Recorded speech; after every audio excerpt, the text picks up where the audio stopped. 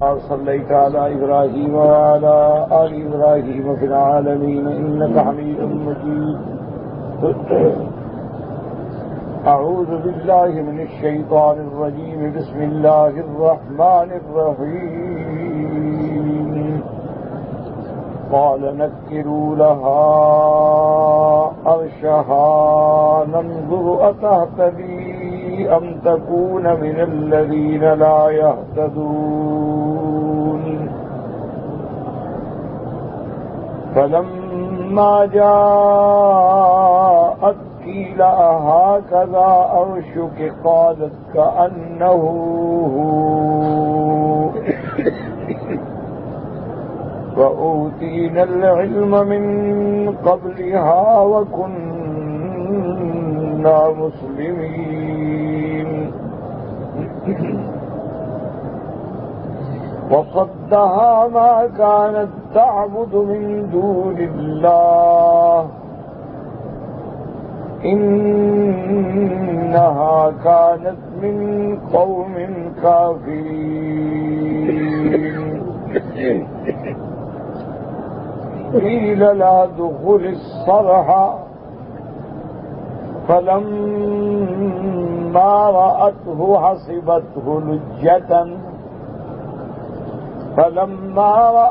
حسبته لجة وكشفت عن ساقيها قال إنه سرح ممرد من قوارير. قالت رب إني ظلمت نفسي وأسلمت مع سليمان لله رب العالمين.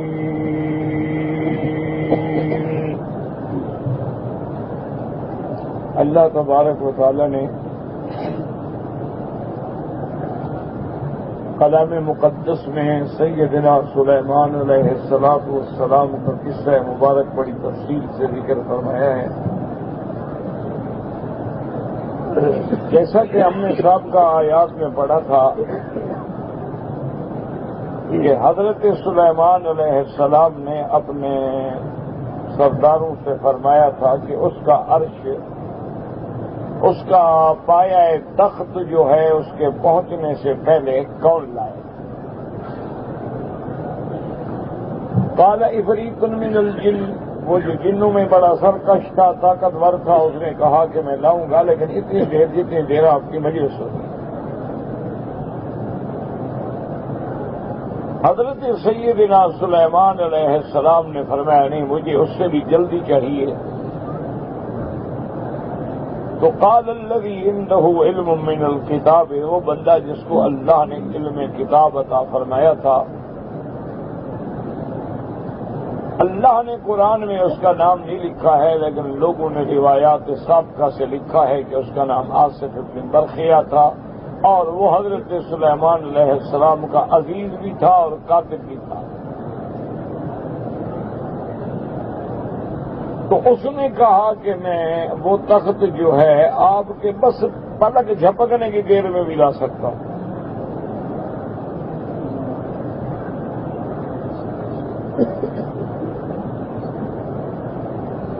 تو اس نے بہرحال وہ تخت جو ہے منگوا دیا.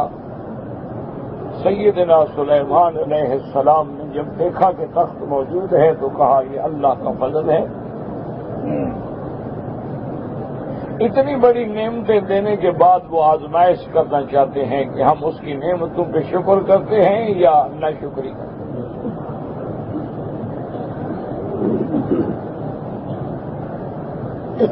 اور پھر ایک قاعدہ کلی ابھی حضرت سلیمان پیغمبر ہیں، انہوں نے ایک قاعدہ بھی بتلا دیا کہ جو اللہ کی نعمتوں کا شکر کرے اس کا اپنا فائدہ ہے.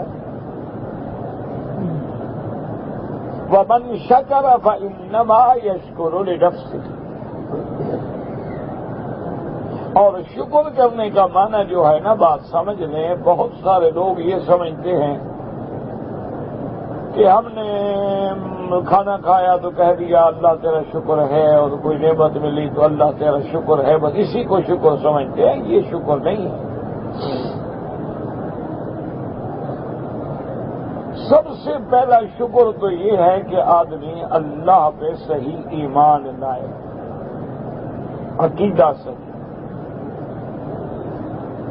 اگر اس کا عقیدہ ہی دل میں یقین ہے، اللہ کو بھی مانتا ہے اور عیسیٰ علیہ السلام کو بھی مانتا ہے، عزیر علیہ السلام کو بھی مانتا ہے، اللہ کو بھی مانتا ہے اور بتوں کے بھی سجدے کرتا ہے، تو یہ شکر نہیں۔ سب سے پہلا شکر یہ ہے کہ اپنے مالک کو پہچانو، اپنے منعم حقیقی کو پہچانو۔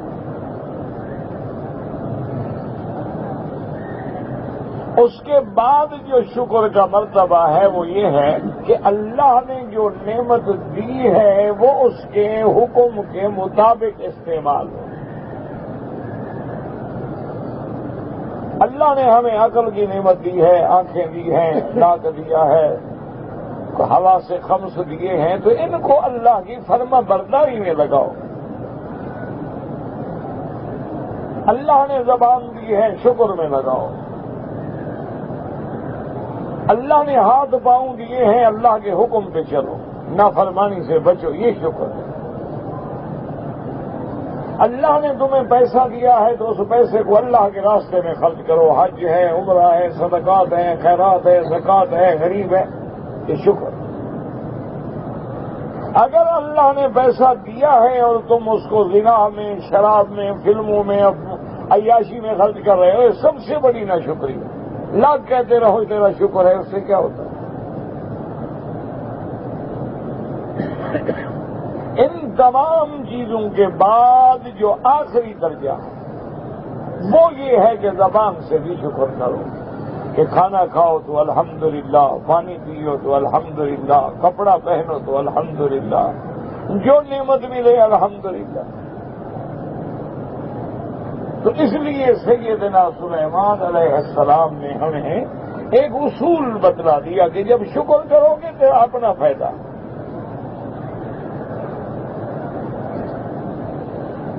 اور ویسے بھی عقل کا تقاضا یہی ہے۔ آپ دیکھیں نا، مثلاً سب سے بڑی کمزوری آدمی کی اولاد ہے۔ آدمی اولاد کے معاملے میں بڑے سے بڑا آدمی اور پھر بھی کمزور ہوتا ہے۔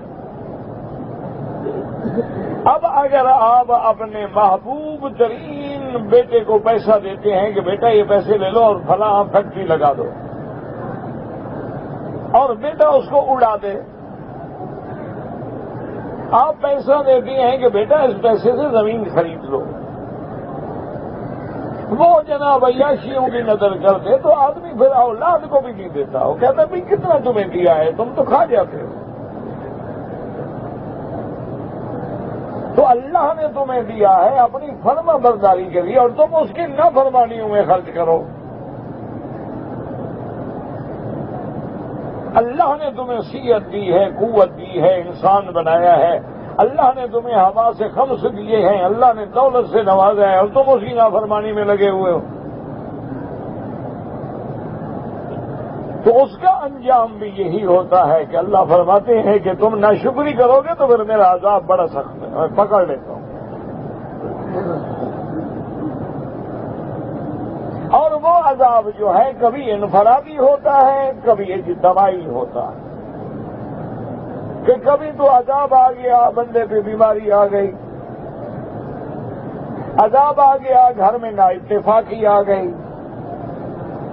عذاب آ گیا، اپنی اولاد نافرمان ہو گئی، کبھی عذاب اجتماعی ہوتا ہے کہ زلزلے آ گئے، طوفان آ گئے، بارشیں آ گئیں، دریا چڑھ گئے، کبھی اتر گئے، کبھی پانی ملتا نہیں، کبھی زیادہ ہے۔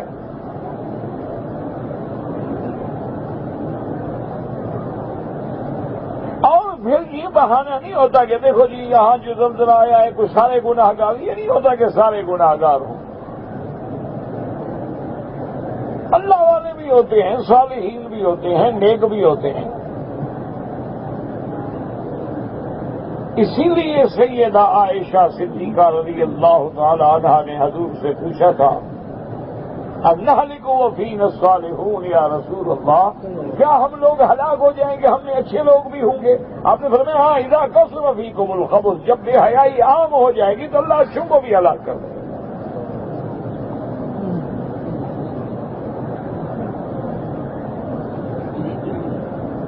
اس کی مثال دیکھیں کہ آپ جب آگ جلاتے ہیں تو خشک لکڑی کے ساتھ کبھی گیلیاں بھی جل جاتی ہیں۔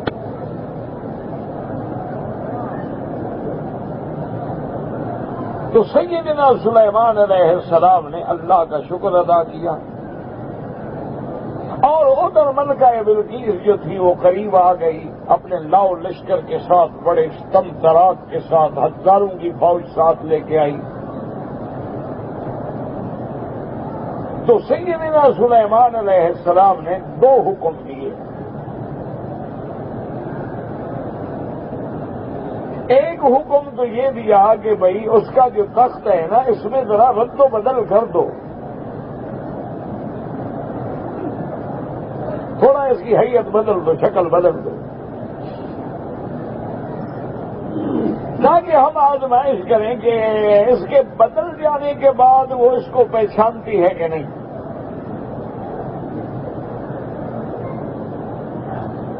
اور دوسرا حکم حضرت نے یہ دیا کہ جس محل میں اس نے آنا ہے، اس محل میں جب وہ داخل ہوگی تو استقبال جہاں ہے اور جہاں سے داخلہ ہوگا وہاں ایک بہت بڑا حوض بناؤ،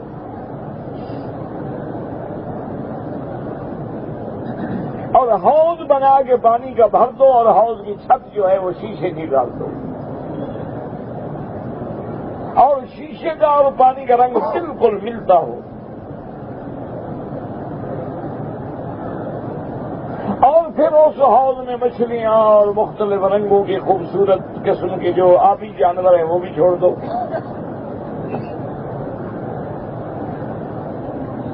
تو حضرت سلیمان علیہ السلام نے یہ دو حکم دیے، اور آپ کے حکم دینے کی دیر ہوتی تھی، وہاں بھی یہی عالم ہے نا کہ آپ نے حکم دیا اور جناب شام سے صنعاء سے بیت المقدس میں پلک جھپکنے میں عرش پہنچ گیا، اتنی دیر میں محل بن گئے، ہاؤس بن گئے۔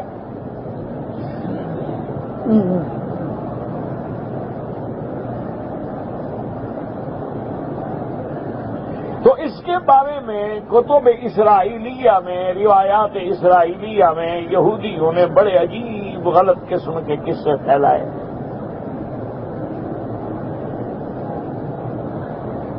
انہوں نے کتابوں میں لکھا ہے کہ سیدنا سلیمان علیہ السلام دراصل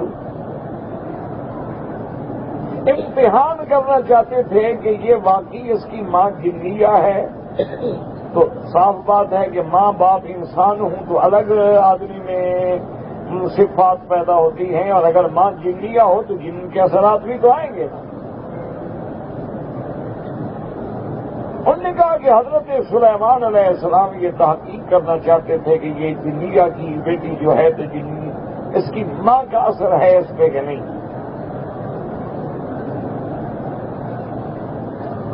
اور بعد میں تو اتنا بڑا گستاخانہ کلام بھی لکھا ہے کہ سیدنا سلیمان علیہ السلام شادی کرنا چاہتے تھے، اور اگر جن ہو تو جن کا بدن جو ہے وہ بالوں میں چھپا ہوتا ہے، ڈھکا ہوتا ہے، اسی لیے تو اس کو جن کہتے ہیں۔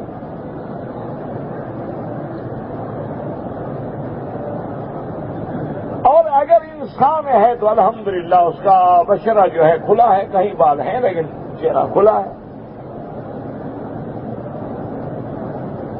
تو انہوں نے یہ لکھا ہے کہ سیدنا سلیمان علیہ السلام نے یہ سارا انتظام کیا تھا کہ جب وہ ملکہ آئے گی تو لازمی بات ہے کہ پانی کو دیکھ کے کپڑا اونچا کرے گی تو ہم دیکھیں کہ اس کی پنڈلیوں پہ بال ہیں کہ نہیں ہیں۔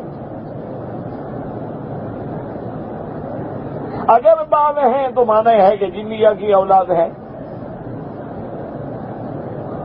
اور اگر بال نہیں ہیں تو مانا ہے انسان کی اولاد ہے۔ تو یہ سب سے بڑا جھوٹ ہے، یہ یہودیوں نے گھڑا ہے، اور یہودیوں کی عادت تھی کہ انہوں نے ہمیشہ ہی جھوٹ گھڑے ہیں۔ جن لوگوں نے اللہ کی تورات کو بدل ڈالا ہو تو باقی کیا بات ہے۔ جن لوگوں نے صفت محمد مصطفیٰ صلی اللہ علیہ وسلم کو بدل ڈالا ہو، جن لوگوں نے احکام شریعت کو تورات میں بدل ڈالا ہو، حدود و قصاص کو بدل ڈالا ہو، ان سے کیا توقع نہیں ہو سکتی؟ تو یہ سب سے بڑی گستاخی ہے، یہ سب سے بڑا تاریخ انسانیت کا جھوٹ ہے۔ اگر اللہ کے نبی بھی ہے عورتوں کی پنڈلیاں دیکھنا چاہتے ہیں تو پھر باقی دنیا کے بادشاہوں کو الزام کیوں دیتا ہے؟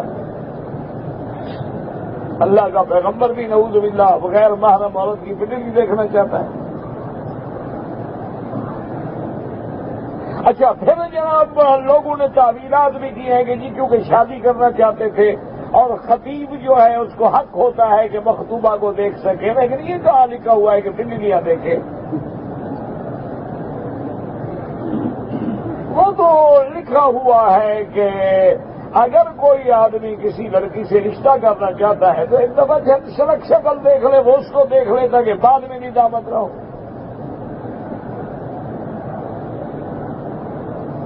ماں باپ تو تجویز کر دیتے ہیں، لیکن جب لڑکا سامنے آتا ہے، خدا کی قدرت ہے لڑکی کو پسند نہیں آیا، لوگوں نے تو بڑی تعریف کی، لیکن جب لڑکی سامنے آئی تو لڑکے کو پسند نہیں آئی، تو اچھا ہے کہ پہلے سے رشتہ نہ ہو بعد میں جھگڑے پیدا ہونے سے۔ لیکن یہ تو اجازت نہیں ہے کہ نعوذ باللہ جو خطبہ کرنا چاہے یا شادی کرنا چاہے تو اس لڑکی کو کہے کہ پہلے پنڈلی سے کپڑا اٹھاؤ، میں دیکھوں بال ہیں کہ نہیں ہیں۔ اصل میں یہ یہودیوں کا سب سے بڑا جھوٹ ہے، اور بے عین ہی یہی جھوٹ انہوں نے حضرت عمر پہ بھی بولا ہے۔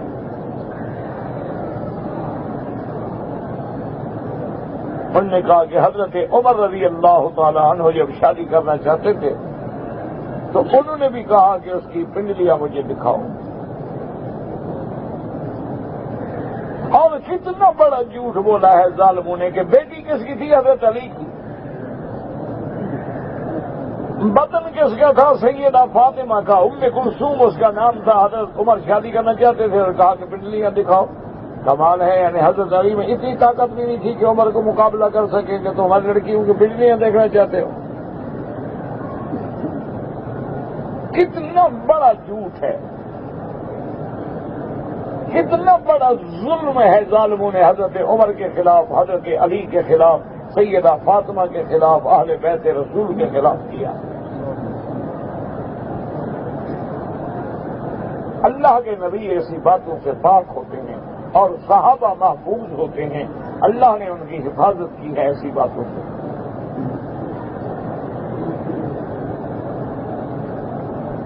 اصل بات یہ نہیں تھی، بالکل یہ جھوٹ انہوں نے لکھا ہے کہ وہ محل بنایا گیا، آگے حوض رکھا گیا، سامنے محل میں حضرت سلیمان کرسی ڈال کے بیٹھ گئے کہ جب وہ کپڑا اٹھائے گی تو میں پنڈلیاں دیکھوں گا۔ نعوذ باللہ ثم نعوذ۔ اچھا، ظالموں کو جھوٹ بولتے ہوئے کوئی لحاظ بھی نہیں آتا کہ وہ پیغمبر جس کے برندے تابع ہیں، جس کو خود رپورٹ دے سکتا ہے، جن تابع ہیں، کسی جن کو بھیجے پتہ کر گیا ہو، کسی جنیا کی ڈپٹی لگا دیں گے جا کے پتہ کرو تمہارے جنس کی ہے یا ہمارے جنس کی ہے۔ ضرورت کیا ہے اتنے بڑے خرچے کرنے کی کہ جناب ہاؤس بناؤ اور اس پہ شیشے کے چھتیں ڈالو اور اس کو صرف پنڈلیاں دیکھنی ہیں، کروڑوں روپے خرچ کر دو۔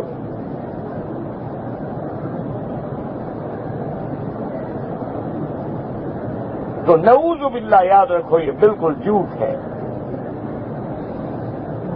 اصل بات کیا تھی یاد رکھو، اصل بات یہ ہے کہ سیدنا سلیمان علیہ السلام اس ملکہ کو توحید کا سبق دینا چاہتے تھے۔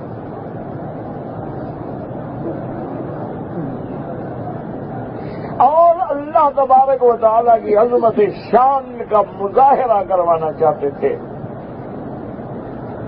اس لیے آپ نے دو چیزیں کی، ایک تو حکم دیا اس کا تخت منگوا لو کہ جب تخت دیکھے تو اس کو پتہ لگے کہ نبی ہوتا ہے، بادشاہ کیا ہوتا ہے،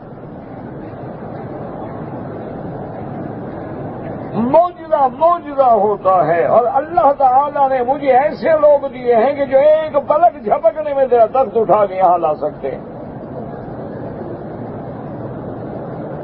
تو جب میرے مصاحبین میں یہ طاقت ہے تو ہمارے مالک میں کتنی طاقت ہوگی؟ اور دوسرا سبق یہ دینا چاہتے تھے کہ جب تم نے حوض دیکھا ہے اور شیشے کی چھت کو تم نے پانی سمجھا، تو حالانکہ یہ شیشہ جو ہے یہ مظہر ماء تو ہے، لیکن حقیقتاً یہ پانی نہیں ہے۔ شیشہ جو ہے وہ پانی کو دکھلانے والا تو ہے کہ نیچے اس کے پانی ہے، نظر آ رہا ہے پانی ہے، لیکن خود تو پانی نہیں، خود تو شیشہ ہے، اس پہ آپ چل سکتے ہیں۔ اسی طرح تمہیں دھوکہ لگا ہے کہ تم نے سورج کو خدا سمجھا ہے۔ سورج جو ہے وہ مظہر قدرت خدا بندی تو ہے، وہ خود تو خدا نہیں ہے۔ جیسے تمہیں وہاں دھوکہ لگا ہے اسی طرح تمہیں یہاں دھوکہ لگا ہے کہ تم نے سورج کو خدا سمجھ لیا، حالانکہ سورج جو ہے اللہ کی مخلوق ہے۔ اس مخلوق کو دیکھ کر تم اللہ کی قدرت کاملہ کو پہچانو گے، جس نے اتنا بڑا قرہ روشن پیدا کیا ہے وہ خدا کیا ہوگا؟ تو اللہ تبارک و تعالیٰ کے پیغمبر نے اس کو ہدایت دینے کے لیے، اسلام سکھانے کے لیے، دین سکھانے کے لیے سارا انتظام کیا کہ آخر ملکہ ہے، مہمان ہے، چل کے آ رہی ہے، اس کو زبردستی تو ہم نہیں کہہ سکتے کہ کلمہ پڑھو۔ تو اس لیے اب اللہ کے قرآن کی ان آیات کو سمجھیں کہ آپ نے فرمایا قال نکروا لها عرشا، قال نکروا لها عرشها ننظر اتهتدي ام تكون من الذين لا يهتدون۔ آپ نے حکم دیا اس کے عرش کو بدل ڈالو، اس کے اندر تبدیلیاں کر دو، کہیں سرخ ہے تو سبز کر دو، سبز ہے تو سرخ کر دو، کہیں ہیرے موتی جو لگے جڑے ہیں ان کو آگے پیچھے بدل ڈالو۔ ننظر، ہم یہ دیکھنا چاہتے ہیں، اتہتدی ام تکون من الذین لا یہتدون، کہ کیا وہ سمجھتی ہے، کیا اس کو پتہ چلتا ہے کہ میرا وہی عرش ہے یا نہیں سمجھ سکتی ہے، اور تاکہ اس کے عقل کا پتہ لگے، اس کے فہم کا پتہ لگے، اس کے ذکا کا پتہ لگے۔ اور اس کے بعد یہ حضرت اپنا قرآن پاک کہتے ہیں کہ فَلَمَّا جَاءَتْ قِيلَ أَهَٰكَذَا عَرْشُكِ قَالَتْ كَأَنَّهُ۔ اب جب ملکہ آ گئی اور اس نے دیکھا تخت دیکھنے کے بعد اس کو سمجھایا گیا، پوچھا گیا، قیلا کہا گیا، اہٰکذا عرشک، یہ نہیں کہا گیا کہ کیا تیرا یہ تخت ہے، کہا گیا اہٰکذا عرشک، کیا تیرا تخت بھی اسی طرح؟ قالت کأنہ، ملکہ تھی بڑی سمجھدار، اس نے کہا اسی طرح نہیں بلکہ وہی ہے، سمجھ گئے؟ اس نے کہا یہ اس کی طرح نہیں ہے تو وہی ہے۔ اور اس کے بعد کہتی ہے وَأُوتِينَا الْعِلْمَ مِنْ قَبْلِهَا، وَأُوتِينَا الْعِلْمَ مِنْ قَبْلِهَا وَكُنَّا مُسْلِمِينَ، اور کہا کہ اللہ نے تو ہمیں پہلے علم عطا فرما دیا، ہم تو پہلے سمجھ گئے کہ حضرت سلیمان بادشاہی نبی بھی ہیں، اللہ کے پیغمبر بھی ہیں، اس کے کرنے کی بھی کوئی ضرورت نہیں، ہم تو پہلے ان کی عظمت کو سمجھ کے فرما بردار ہو کے آ رہے ہیں۔ اگر ہم نے ان کو نہ سمجھا ہوتا تو ہمیں کیا ضرورت تھی آنے کی؟ ہم اپنے ملک میں رہتے، جنگ لڑتے، مقابلہ کرتے۔ تو ہم جو وہاں سے چل کے آ رہے ہیں تو مانا ہے کہ ہم نے سلیمان کو سمجھ لیا ہے، تو جب ہم نے مان لیا ہے تو پھر کیا ضرورت تھی کہ میرا تخت منگوا کے یہاں رکھ دو؟ وَأُوتِينَا الْعِلْمَ مِنْ قَبْلِهَا وَكُنَّا مُسْلِمِينَ۔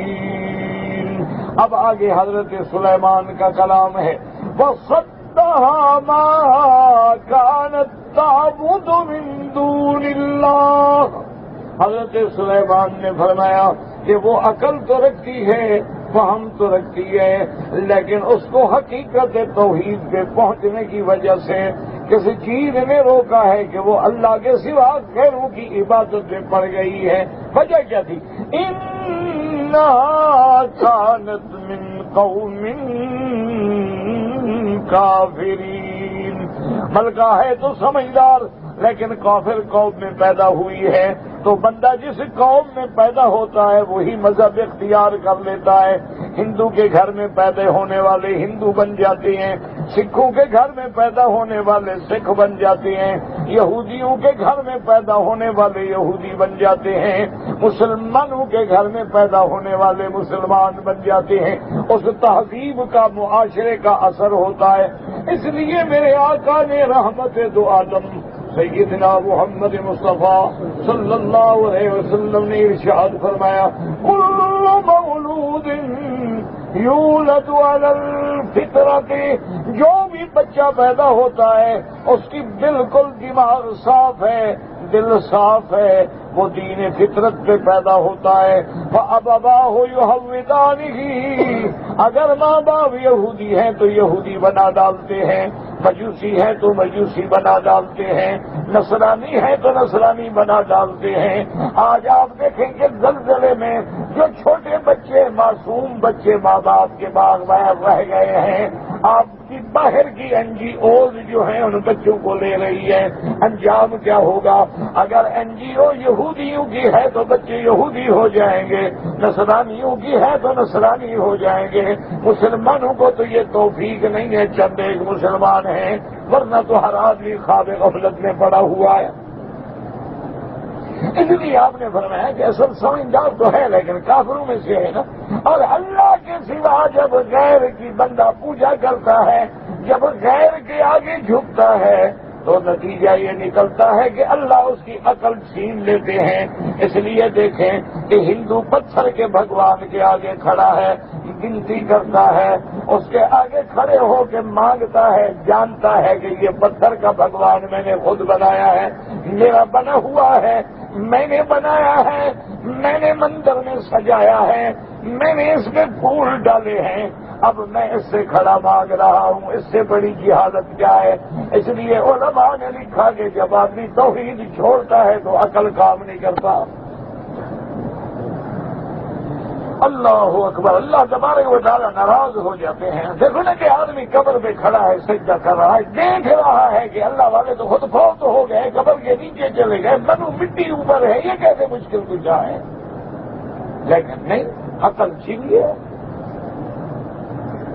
عقل کام ہی نہیں کرتی ہے۔ سب سے بڑی مصیبت یہی ہوتی ہے کہ جب آدمی اللہ کو چھوڑتا ہے تو اللہ تبارک و تعالیٰ عقل سے محروم کر دیتے ہیں۔ درختوں کے پجاری، آگ کے پجاری، سورج کے پجاری، شیطان کے پجاری، غیر اللہ کو پکارنے والے، اس سے بڑی کیا ہو سکتا ہے کہ بندہ دیکھ رہا ہے کہ یہ بت میں نے بنایا ہے، اس کو یعنی میں نے اپنے ہاتھوں سے پیسہ خرچ کیا ہے، لکڑی کا ہے، پیتل کا ہے، چاندی کا ہے، سونے کا ہے، سنگ مرمر کا ہے، پتھروں کا ہے، میں نے لا کے مندر میں رکھا ہے، نہ یہ ہل سکتا ہے نہ چل سکتا ہے، گر جائے تو اٹھ نہیں سکتا ہے، تو میری کیا مشکل حل کرے گا؟ نہ ایمان سے کہیں ان کے مندروں میں جو بت رکھے ہیں اگر ان بتوں کو گرا دو تو خود اٹھ سکتے ہیں؟ ہاں جی، تو پھر یہ ڈبل ایم اے اور پی ایچ ڈی ہندو اس کے آگے کھڑے ہو گئے درخواست کرتے ہیں، کیا عقل ہے؟ اچھا ان پہ تو جو نہ ہنسو وہ تو ہندو ہے نا، مسلمانوں سے پوچھو کبھی جو لوگ فوت ہو گئے قبروں میں چلے گئے، اچھا مرنے کے بعد انسان جو ہے ایمان سے کہیں کہ مرنے کے بعد مردہ جو ہے اس کی لاش رکھی ہے چارپائی پہ، اس کے اوپر جو آپ چادر ڈالتے ہیں وہ میلی ڈالتے ہیں تو وہ بدل سکتا ہے؟ ہاں جی، اچھا جتنے ہم نے مزارات روضہ شریف بنائے ہیں، جتنی ہم نے ماشاءاللہ قبروں پہ سنگ مرمر لگائے ہیں اور کروڑوں روپے خرچ کیے ہیں اور لاکھوں کے اپنے غلاف ڈالے ہیں، اگر وہ غلاف پھٹ جائیں تو کیا مرشد قبر کے اندر سے نکل کے بدل سکتا ہے؟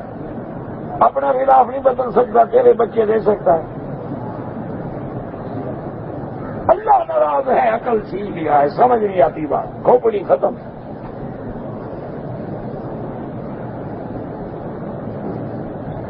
اس لیے حضرت سلیمان نے کتنی اصولی بات کی، انہوں نے کہا اس کا قصور نہیں بیچاری کا، اصل انہا من کافر من قوم کافرین۔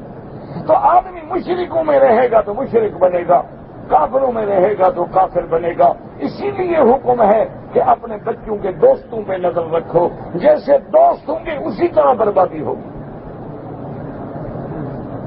اب اس کے بعد فرماتی ہے قیل لها ادخل الصرح، اس کو کہا گیا اب چلیں بی آگے چلیں، محل میں چلیں تاکہ حضرت سلیمان سے ملاقات ہو۔ فلما رأته حسبته لجة، جب اس نے دیکھا تو محسوس کیا کہ یہاں تو کافی پانی ہے، لجہ کہتے ہیں گہرا پانی جس میں مچھلیاں بھاگ رہی ہیں، تو پانی ہے۔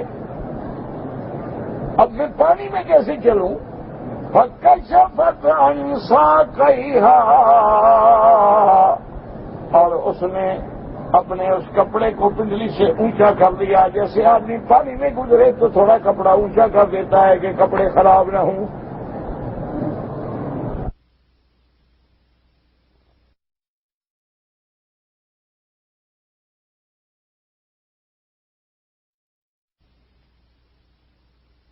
ہماری بیٹیوں کی آج کل شلواریں جو ہیں وہ آدھی پنڈلی پہ پہنچ گئی، اور منی سکرٹ جو ہے وہ تو گھٹنوں سے بھی اوپر چلی گئی ہے ماشاءاللہ، مردوں کی قمیصیں نیچے آ رہی ہیں اور میری بیٹیوں کے کپڑے اوپر جا رہے ہیں، پتہ نہیں کہاں پہنچ گئے۔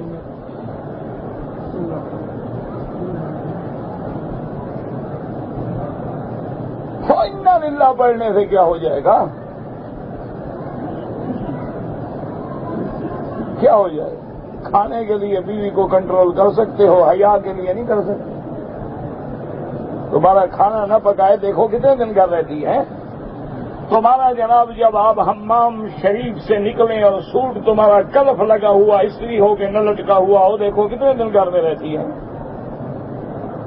تمہارا ناشتہ وقت پہ نہ ملے اور تمہارا لنچ اور ڈنر کا خیال نہ کرے، تمہارے برنچ کا خیال نہ کرے، تمہارے بوٹ کی مکسنگ کا خیال نہ کرے کہ جراب الگ ہے اور بوٹ کا رنگ نہیں میچ کر رہا ہے، تو تم گھر سے نکال دو۔ لیکن اللہ کے دین کے لیے حیا نہیں ہے کہ وہ بے حیائی کا لباس پہن کے ملعونہ بن کے خدا کے کعبے میں پھر رہی ہے۔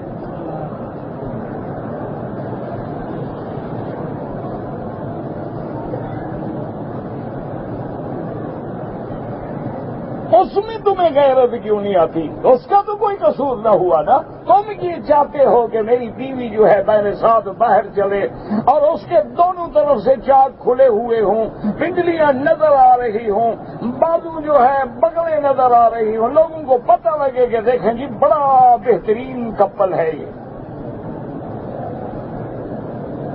اسی لیے تو تم اپنی شادی کی سب سے پہلی تصویر بیوی کے ساتھ لگا کے ڈرائنگ روم میں رکھتے ہو کہ ہر دوست آنے والے کی نظر پڑے کہ کیسی بیوی ہے میری۔ جب آدمی خود بے غیرت ہو جائے تو لڑکیوں کا کیا قصور ہے؟ اور ایک بات یاد رکھ لو کہ میرے پاک نبی کا فرمان ہے کہ من لا غیرت لہو لا ایمان لہو، جس کو اپنی بیوی بیٹی بہن کی غیرت نہیں ہے، حضور نے فرمایا بے ایمان ہے، اس میں کوئی ایمان نہیں۔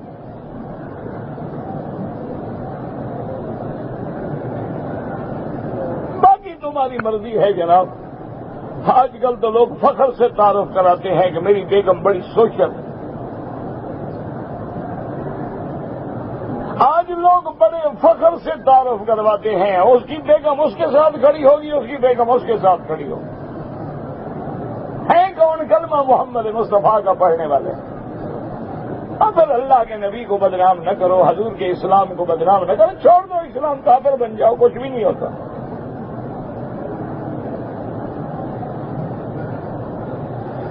اسی لیے کسی نے کہا تھا نا کہ بگڑی ہوئی عقل سے حماقت اچھی اور دھوکے کی محبت سے عداوت اچھی۔ کھل کے کافر بن جاؤ، یہودی بن جاؤ، نصرانی بن جاؤ، اللہ کا کچھ بھی نہیں بگڑتا، نہ اسلام کا کچھ بگڑتا ہے۔ تم اپنے لیے جہنم خریدو گے۔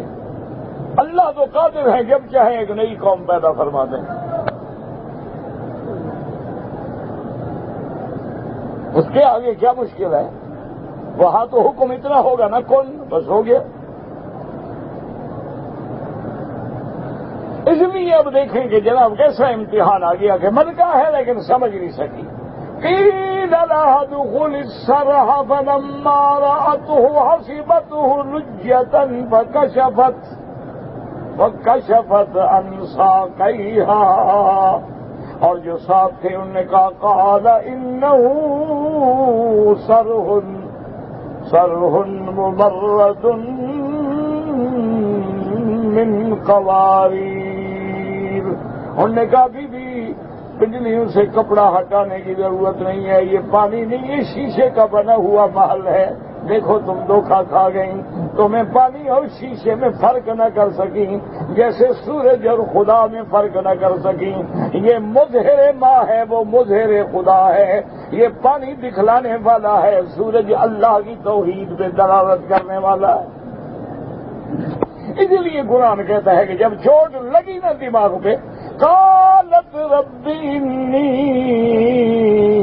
ظلمت نفسی واسلمت مع سلیمان للہ رب العالمین،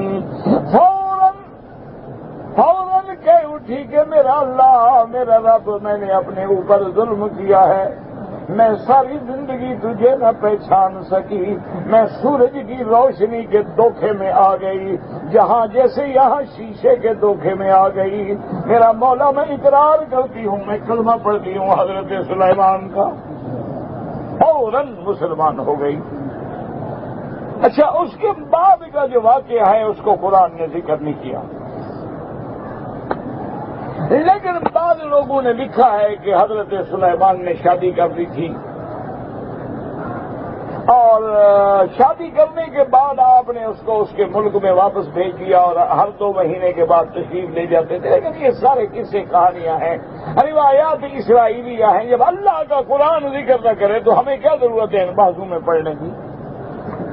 اللہ کے قرآن نے کوئی ذکر نہیں کیا، صحیح حدیث مبارک میں کوئی ذکر نہیں آیا، تو بلا وجہ ہم روایات اسرائیلیہ پر کیوں زور لگائیں؟ اللہ عالم آپ نے شادی فرمائی ہے نہیں فرمائی ہے، خدا بند قدوس جانتے ہیں۔ جب قرآن بیان نہ کرے، یہ بھی قاعدہ ہے کہ ابہموہ کما ابہمہ اللہ، جن چیزوں کو اللہ قرآن میں مبہم رکھتا ہے تم بھی نہ چھیڑو، بس ان کو اسی طرح رہنے دو۔ چھیڑو گے تو انجام جو ہے وہ ٹھیک نہیں ہوتا۔ اب دیکھو نا، جیسے ایک مشہور قصہ ہے، آپ بھی جانتے ہیں، ہر کسی کو پتا ہے، اور جی آدم علیہ السلام نے گندم کا دانہ کھا لیا تھا، اس لیے ان کو جنت سے نکلنا پڑا، حالانکہ اللہ نے قرآن میں یہ کہا ہی نہیں۔ اللہ نے فرمایا لا تقربا هذه الشجرة، اس درخت کے قریب نہ جانا۔ تو گندم کے درخت ہوتے ہیں تمہارے ملک میں، اور گندم کے کھیت ہوتے ہیں کہ درخت ہوتے ہیں؟ یہ گندم دانہ کہاں سے آ گیا؟ بس اللہ کے قرآن کو بدل ڈالا ہے، ماشاءاللہ۔ مولوی بھی کہہ جاتے ہیں اور عام لوگ بھی کہہ جاتے ہیں آدم علیہ السلام نے بھی گندم دانہ کھایا تھا، کیونکہ یہ خود جو گندم کھاتے ہیں ان نے سوچا وہاں جنت میں بھی گندم کاشت ہوئی۔ اچھا، اللہ نے تمہارے کھانے کے لیے حلال کر دیا، آدم کو منع کر دیا تھا۔ کوئی عقل ہے؟ خدا جانے کیا ہو جاتا ہے۔ پھر قرآن باقاعدہ کہتا ہے کہ لا تقربا هذه الشجرة فتكونا من الظالمین، کہ اس درخت کے قریب نہ جانا۔ اچھا، شیطان نے بھی کیا کہا تھا؟ هل ادلکم علی شجرۃ الخلد، اس نے کہا تھا آدم و حوا، میں تمہیں ایک ایسا درخت بتاتا ہوں کہ جس کے کھانے سے تم ہمیشہ جنت میں رہو گے۔ اور وہ بھی درخت کہہ رہا ہے، گندم دانہ تو اس نے بھی نہیں کہا، لیکن ہمارے مولوی گندم دانہ ڈھونڈ کے آ گئے ماشاءاللہ۔ اللہ ہدایت دے، بس کیا کریں جناب۔ کہتے ہیں کہ ضیاء الحق نے نماز پڑھائی تھی، اللہ عالم، مجھے تو پتہ نہیں۔ اب اس کی یہ کون سا مسئلہ ہے کہ تحقیق کی جائے؟ اللہ عالم، خدا جانتے ہیں۔ اچھے آدمی تھے، دعا کریں اللہ ان کی قبر پہ رحمت کرے، نمازی تھا، اللہ سے ڈرنے والا تھا، بس ظاہر باطن کا تو علم خدا کو ہوتا ہے نا، ہم کسی کے باطن کو جانتے ہیں، باقی ہم نے تو نہیں سنا آج تک کہ ایک نماز کی امامت انہوں نے کی ہو. یہ تو کوئی مسئلہ ہی نہیں ہے کہ اللہ کے حرم میں ائمہ حرمین موجود ہیں. ہاں کسی نے یہ ہو سکتا ہے کہ بعد میں پہنچے ہوں، جماعت ہو گئی ہو، اپنے ساتھیوں کو انہوں نے نماز پڑھا دی ہو، یہ تو ہو سکتا ہے.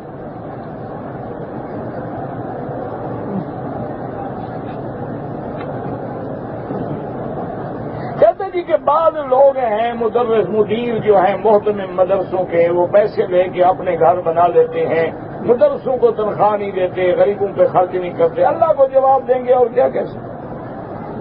بھائی قیامت تو ہوگی نا، آخر خدا کو جواب دیں گے نا کہ یہ پیسہ مجھے طلبہ کے لیے ملا ہے، زکوٰۃ کا ہے، صدقات کا ہے. دعا کریں اللہ ہدایت دے.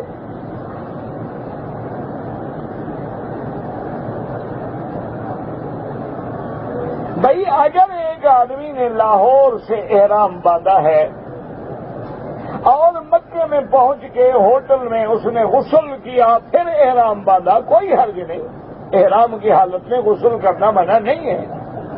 حضور پاک نے حج کے احرام میں عرفات میں غسل فرمایا ہے، مینا میں غسل فرمایا ہے. لیکن یہ دیکھنا پڑے گا کہ اگر اس نے خوشبو والا صابن استعمال کیا ہے، خوشبو والا شیمپو استعمال کیا ہے تو دم پڑ گئی.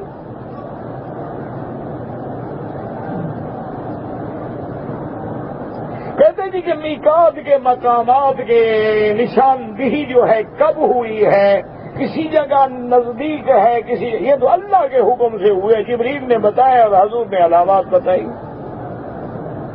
کسی جگہ کہاں نزدیک ہے؟ مسجد عائشہ تو میقات نہیں ہے، آپ کو غلط فہمی ہے. میقات تو یلملم ہے، میقات تو جوفہ ہے جو رابق کے قریب ہے. میقات جو ہے قرن المنازل ہے. میقات جو ہے وادی محرم وادی سیل ہے، طائف کے قریب ہے. میقات جو ہے حضور صلی اللہ علیہ وسلم کے مدینے سے نکل کر وہاں ذوالحلیفہ پہ ہے. قریب تو کوئی میقات ہے، کون سا میقات قریب ہے؟ اچھا اگر قریب بھی ہو تو وقت رسول اللہ ہے، حضور نے یہ 5 میقات مقرر کیے. اور ہمارا ایمان ہے کہ نبی اپنی طرف سے مقرر نہیں کرتے جب تک اللہ کا حکم نہ ہو.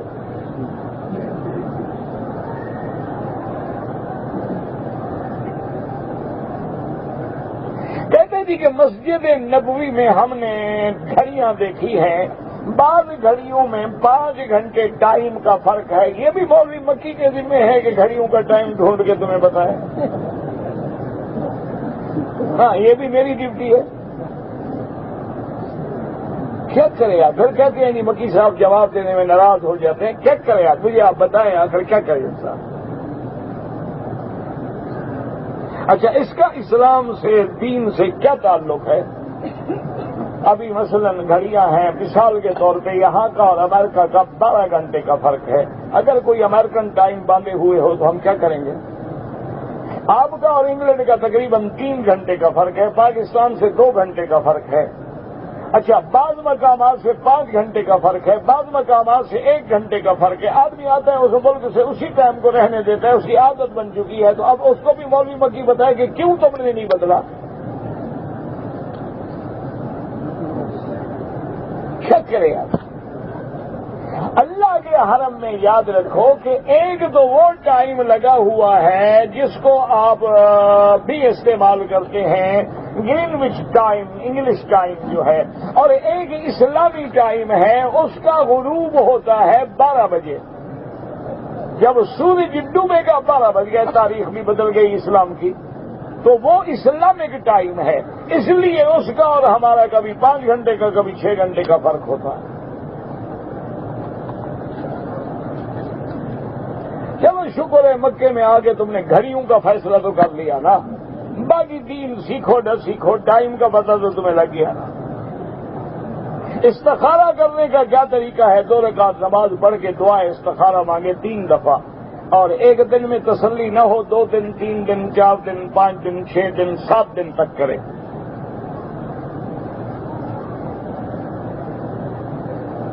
اگر میرے والدین جو فوت ہو گئے بالکل ان کے لیے عمرہ کریں، حج کریں، طواف کریں، نفل پڑھیں، خیرات کریں، سب کچھ کریں.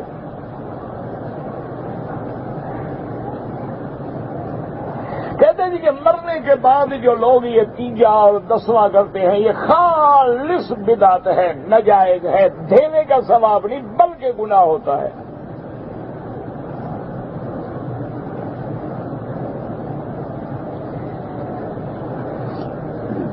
ہم نے حج کیا عرفات کے بعد جب ہم مزدلفہ آ رہے تھے، راستے میں ایک جگہ اتر گئے، ہم نے سمجھا کہ یہی مزدلفہ ہے، لیکن وہ مزدلفہ نہیں تھی، کوئی جرمانہ نہیں، آپ تو عرفات سے چل پڑے ہیں نا، اب آپ پہنچے یا نہ پہنچے اللہ کے ہاتھ میں ہے۔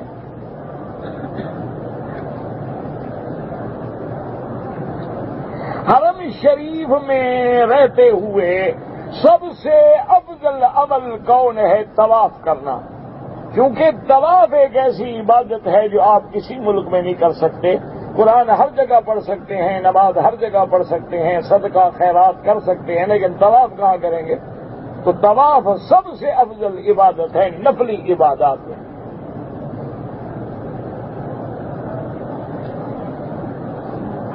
ہر چکر میں حجر اسود کو بوسہ دینا چاہیے، بالکل دینا چاہیے، لیکن ضروری تو نہیں کہ نہ ملے رش ہے نہ دے، بسم اللہ اللہ اکبر چلے جائے۔ اگر اللہ موقع دے تو ضرور دے، لیکن لڑ کے نہ دے۔ مسجد نبوی میں 40 نمازیں پڑھنے کی فضیلت تو آئی ہے حدیث مبارک میں، لیکن اس کا زیارت سے کوئی تعلق نہیں ہے۔ آپ ایک دن میں واپس آ جائیں جائز ہے، اگر اللہ موقع دے تو ضرور پڑھیں۔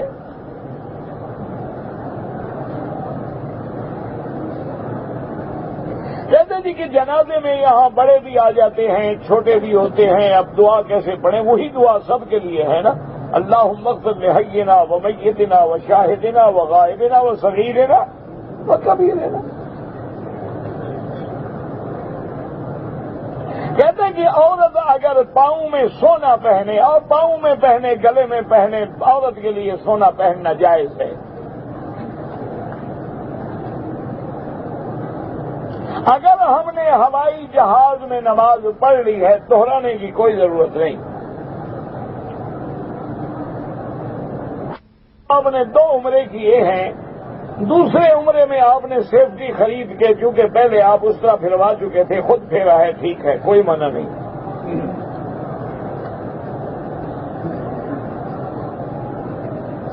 میں پاکستان سے دبئی آیا تھا کسی کام کے لیے، دبئی سے میں نے اپنے رشتہ داروں کو ملنے کے لیے جدے میں آیا، پھر جدے سے میں نے احرام باندھ کے عمرہ دیا۔ آپ پہ کوئی دم نہیں، لیکن آپ میقات کے عمرے سے تو محروم ہو گئے۔ یہ عمرہ تو آپ کا جدے سے عمرہ ہے، یہ تو ہل سے ہے، میقات کا عمرہ تو نہیں ہے۔ میقات کا عمرہ تب ہوتا کہ آپ دبئی سے احرام باندھ کے آتے، پہلے عمرہ کرتے، پھر عزیزوں کے پاس چلے جاتے۔ وہ عزیز بھاگ تو نہیں رہے تھے۔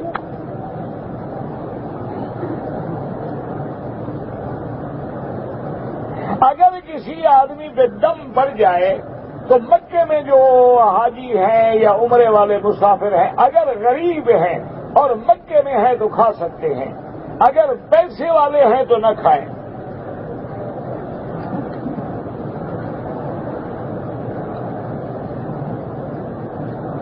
اگر ایک آدمی نے رمضان المبارک کے مہینے میں میاں بیوی آپس میں ملے اور سحری کا وقت ہو گیا، غسل نہیں کر سکتے، بغیر غسل کے بھی سحری کر لیں، بعد میں غسل کر لیں۔ اگر روزے دار آدمی بیمار ہو جائے، ہسپتال لے جائیں، انجیکشن لگوا لے، جائز ہے، کوئی منع نہیں۔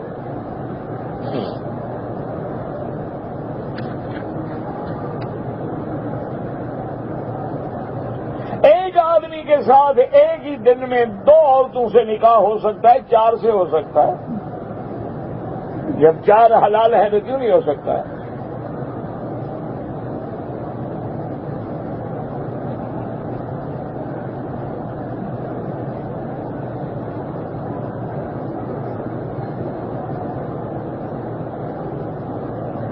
ایک آدمی اپنی بیوی کو عمرے پہ بلایا، مدینے نہیں لے گیا، مجبور ہے، کیا ہو گیا؟ جو عمرہ کرایا ہے وہ بھی گیا اس بیچارے کا، کوئی مجبور ہے، ہو سکتا ہے کمپنی نے اجازت نہیں دی، پاسپورٹ نہیں دیا، یا کوئی مجبوری ہے، چھٹی نہیں ملی، نہیں جا سکا، کوئی مسئلہ نہیں۔ سچی توبہ سے معنی یہ ہے کہ وہ گناہ دوبارہ نہ کرے.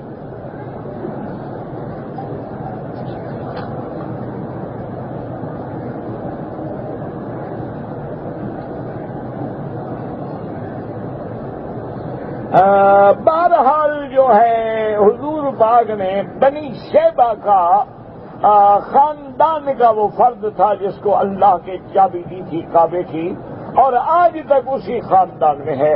حضور نے دعا کی تھی کہ خالدتن دالدتن، یہ چابی ہمیشہ تمہارے خاندان میں رہے، تم سے کوئی نہیں لے گا مگر کوئی ظالم بادشاہ ہوگا تو چھینے گا. تو حضور کی دعا کی وجہ سے آج بھی وہ چابی اسی خاندان میں ہے. اور یہ بھی بہرحال آتا ہے کتابوں میں کہ علماء نے اس کو قرآن بھی اور ایک تلوار بھی ہدیہ دی. سنا ہے، اللہ عالم، حقیقت کا علم خدا کو ہے. اگر کسی آدمی نے قبرستان میں سورت فاتحہ پڑھ کے دعا کی ٹھیک ہے، لیکن عادت نہ بناؤ. دعا مانگنا تو جائز ہے ان کے لیے، فاتحہ بھی دعا ہے. کہتے جی کہ اگر خواب میں بندے نے کسی عورت کے ساتھ یعنی کوئی برا عمل کیا ہے تو کیا اس کو بتانا ضروری ہے؟ ہاں بالکل بتائیں، تاکہ انشاءاللہ آپ کو ٹھیک کر دیں گے لوگوں. اور تھوڑا یہ تصور کر لیں کہ کل میرے گھر میں کوئی آئے کہ میں نے تمہاری بیٹی کو دیکھا ہے رات خواب میں، کیا خیال ہے؟ پہلے تم اپنا تسلی کر لو. ایک آدمی تمہارے پاس آ جاتا ہے کہ جی رات میں نے خواب میں تمہاری بیٹی کے ساتھ برا کیا ہے، اس کو کہہ دینا غسل کا، کیا خیال؟ تو وہ کسی کی بیٹی نہیں ہے، ایک شیطانی خواب ہے گزر گیا، نہاؤ غسل کرو، بات ختم ہو گئی.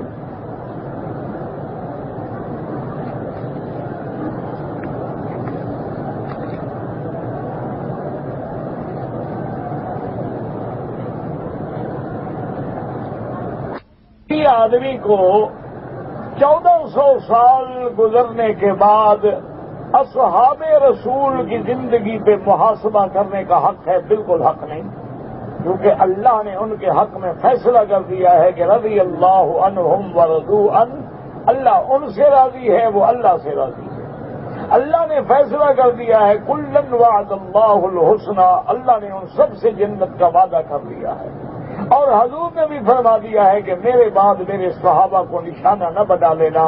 من احبہم فبحبی احبہم، میرے صحابہ سے جو محبت کرتا ہے وہ دراصل میری محبت کی وجہ سے محبت کرتا ہے، اور جو صحابہ سے بغض رکھتا ہے وہ دراصل محمد مصطفیٰ سے بغض رکھتا ہے، اور جو اللہ کے نبی سے بغض رکھے وہ اللہ سے بغض رکھتا ہے، اور جو اللہ سے بغض رکھے اللہ قادر ہے کہ اس کو عذاب میں مبتلا کر دے. ہمیں کوئی حق نہیں پہنچتا کہ ہم صحابہ کی زندگی پہ بحث کریں. اللہ نے ان کو محفوظ بنایا، اللہ ان سے راضی ہو گیا، وہ اللہ سے راضی ہو گئے، وہ خیر القرون کے لوگ ہیں. ہمیں کیا ضرورت ہے کہ ہم بحث کریں؟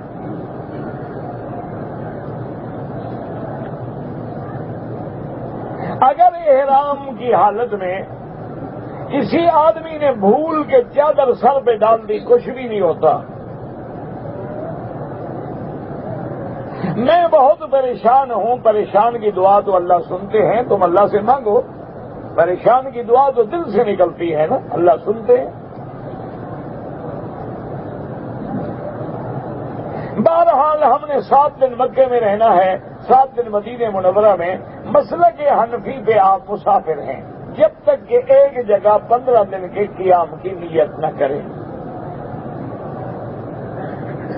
عورت کے لیے منہ کا چھپانا ضروری ہے، بالکل ضروری ہے. پردے کا معنی ہے فتنے سے بچنا، اور فتنے کا محل ہے ہی چہرہ.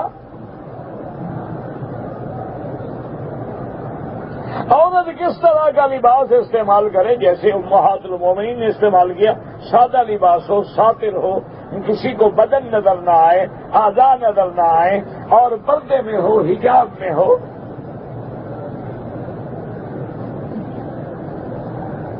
اگر کوئی مرد ہے یا عورت ہے اس سے گناہ کبیرہ ہوا، وہ سچے دل سے توبہ کر لیں، آئندہ اس گناہ کے قریب نہ جائیں، اللہ معاف کر دیں گے.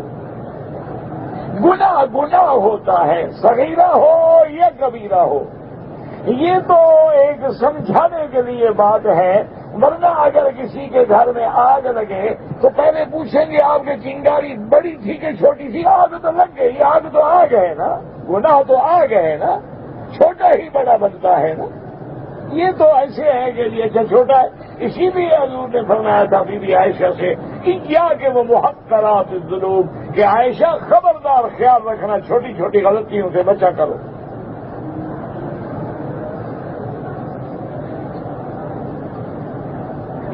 مسجد عائشہ سے اگر عمرہ کریں حنفی اور شافعی مسلک میں جائز ہے، داڑھی رکھنا بالکل واجب ہے۔ اگر عمرے کے یا کوئی طواف ہے اس کے 2 رکعت افضل ہے کہ مقام ابراہیم پہ پڑھے، ورنہ سارے حرم میں جہاں پڑھے پڑھ لیں۔ اگر طواف تو میں نے کیا تھا 2 رکعت پڑھنا بھول گیا، جب یاد آئے پڑھ لو۔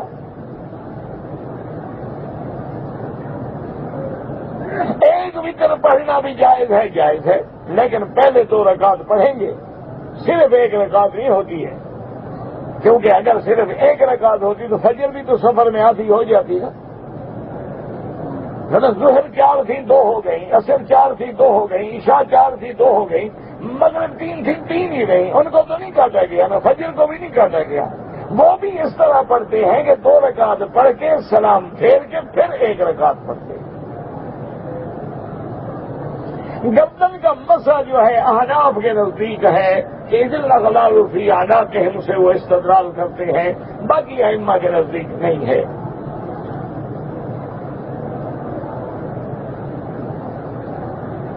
لوگ جو خیرات کرتے ہیں بہرحال اگر آپ مستحق ہیں، غریب ہیں تو لے لیا کریں، غریب نہیں ہے تو ہاتھ نہ پھیلایا کریں۔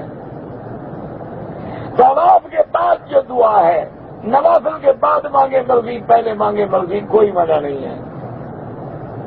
حجر اسود کا طواف جب شروع کریں گے پہلا بھی اللہ اکبر اور ختم کریں گے تو اللہ اکبر۔ اگر صفا مروا کے دوڑنے کے درمیان میں آدمی قرآن پڑھتا رہے جائز ہے۔ صفا مروا دوڑنے کے بعد کوئی نفل نہیں۔ بعض علماء نے مستحب لکھا ہے کہ شکر ہے کہ اللہ نے مجھے عمرہ نصیب کیا، لیکن ضروری نہیں ہے۔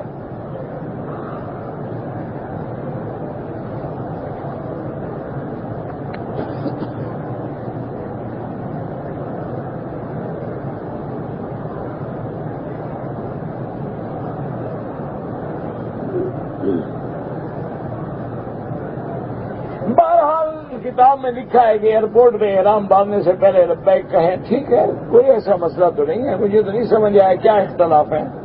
اگر کوئی آدمی بچہ پیدا ہو تو اس کا نام محمد رکھ سکتے ہیں، بالکل رکھنا چاہیے، حضور کے نام پہ کیوں نہ رکھے، محمد رکھو یا احمد رکھو۔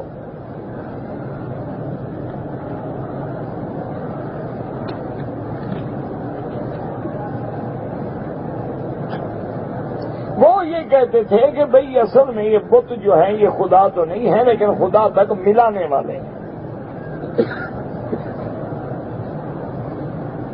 حضور طلاق کے فیصلے کیسے کرتے تھے؟ جیسے آج کے علماء کرتے ہیں، وہ بھی حضور کے حکم پہ کرتے ہیں نا۔ زلیخا کی شادی حضرت یوسف سے ہوئی تھی، مجھے انہوں نے کارڈ نہیں بھیجا، نہ میں نے شرکت کی۔ تمہارے مولوی گئے ہوں تو پتا کر دینا، میں تو نہیں گیا۔ جہاد میں اشارے سے نماز پڑھیں، اشارے سے کیوں پڑھیں؟ باقاعدہ کھڑے ہو کے آرام سے نماز پڑھو، اگر کھڑے ہو کے گرنے کا خطرہ ہے بیٹھ کے پڑھ لو، اشارے سے کیوں پڑھو بھائی؟ باقاعدہ نماز ہوتی ہے، جگہ دیتے ہیں، تمہاری نیت ہو تو وہ جگہ بھی دے دیتے ہیں پڑھنے کے لیے۔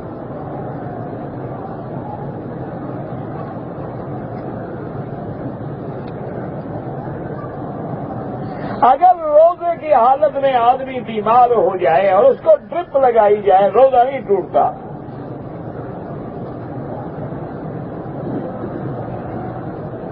منتظم تو نہیں ہے کوئی لفظ، ملتظم تو ہے، وہاں چمٹ کے دعا مانگنا بالکل جائز ہے۔ حضور صلی اللہ علیہ وسلم حجر اسود سے لے کر دروازے کی لکڑی تک یہ جگہ ہے ملتظم۔ اللہم صلی علی سیدنا محمد وعلی آل سیدنا محمد کما صلیت علی ابراہیم وعلی آل ابراہیم فی العالمین انک حمید مجید۔ یا اللہ یا اللہ یا اللہ یا رحمان یا رحیم یا حی یا قیوم یا ذا الجلال والاکرام یا الہنا الہ کل شیء الہا واحدا لا الہ الا انت اللہم انت المیسر لکل اسیر وانت علی